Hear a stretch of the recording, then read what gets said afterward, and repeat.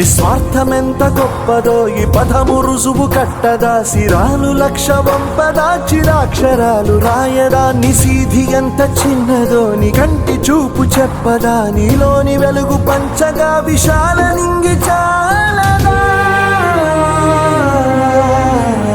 మనుష్యులందు నీ కథ మహర్షిలాగా సాగదా, మనుష్యులందు నీ కథ మహర్షిలాగా సాగదా.